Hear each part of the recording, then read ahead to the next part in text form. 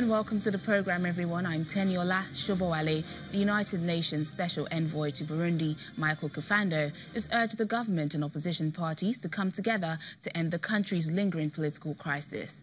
While addressing the United Nations Security Council, Mr. Kafando noted that the security situation in Burundi has remained relatively calm in recent months, but he says the human rights situation remains worrying. Burundi has been gripped by violence since early 2015, when President Pierre Nkurunziza said he would seek a third term. Clashes between security forces and rebels have left hundreds dead and forced about 500,000 to flee, reviving memories of the 1994 genocide in neighboring Rwanda.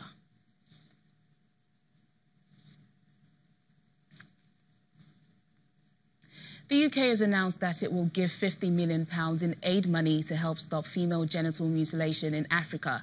The government says this is the biggest single investment to date in the world to help end FGM by 2030. Charity group Action Aid welcomed the funding, but says focusing on FGM alone is not enough to end violence against women. FGM has been illegal in the UK since 1985, and further laws in 2003 and 2005 made it an offence to arrange the practice outside the country for British citizens or permanent residents, but there is yet to be a successful prosecution. Let's get more on this story now from an international development expert on reproductive health, Mr. Ipuade Omilaju. Thanks for joining us on the program. Thank you for having me. Right. So what do you make of the UK's pledge to donate £50 million to help end FGM in Africa? Well, the story of FGM in Africa has been a very long story for many years, for decades. And the initiative by UK government to give £50 million to address this in Africa is a welcome development.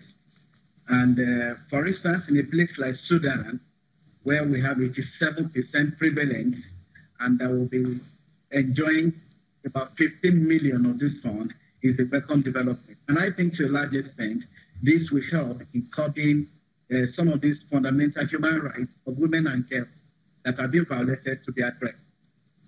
But while this is good news, are you afraid that these funds may be diverted or looted? And what can be done to prevent this from happening? Well, to a large extent,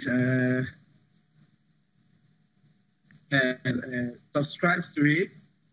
When corruption is associated with Africa, it's a global thing. Be that as it may, there are framework and machinery that could be put in place in engaging credible organizations who had worked on FGM in Africa before, and these can be, they can be formed into consortium to assess the fund and adequate monitoring of that fund by the government through the National Planning Commission. We go a long way in addressing investment of this fund if there is any situation like that. So here in Nigeria, how common is FGM and what impact does it have on the girl child? Well, the impact of FGM on the girl child is enormous and cannot be underestimated in terms of their effect on the reproductive health of a girl child. In Nigeria, because of our population, we contribute 25% of the global prevalence of FGM. And in a place like Osun State, we still have 76.6% prevalence rate in it. And the effect of the girl child, some of these locations can be in the area of the reproductive health. And I think this is one area that we need to look into. In some cases, it could cause frigidity in a woman. It will also result into them not being able to have children in later future. Of course, there are also psychological effects that are associated to this of this of health. The impact is quite wide and great from psychological effects.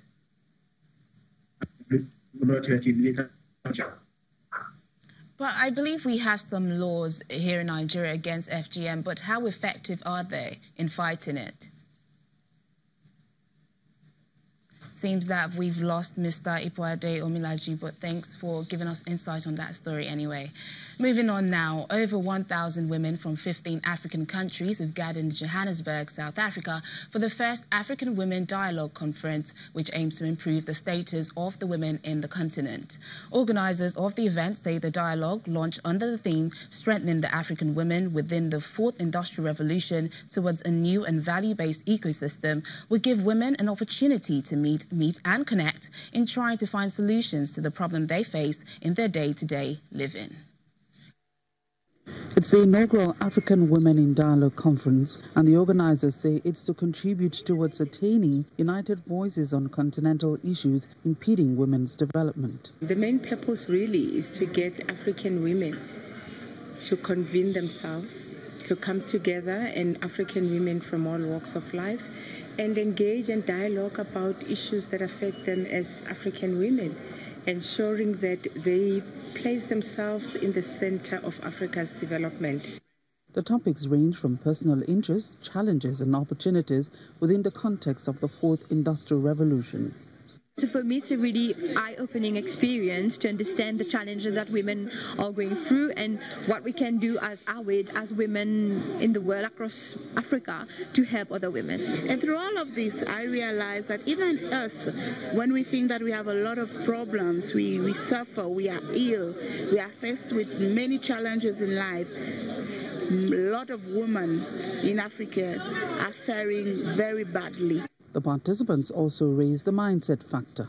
I want to say to you, why do we need jobs when we can create employers? When each one of us can run a business that can actually sustain us and our families. My point is, we need to make sure that we upskill ourselves. I just want to talk around becoming more business-minded rather than becoming more employee-minded. The UN report actually warns us that there are 200 million less women online than there are men. And we also know that women are traditionally always the leaders and the nurturers and the creators of many societies. Therefore, if there are less women online than there actually should be, it already starts to raise alarm bells in our head, because it's often the women who are the teachers, the women who are the mothers, the women who are the leaders.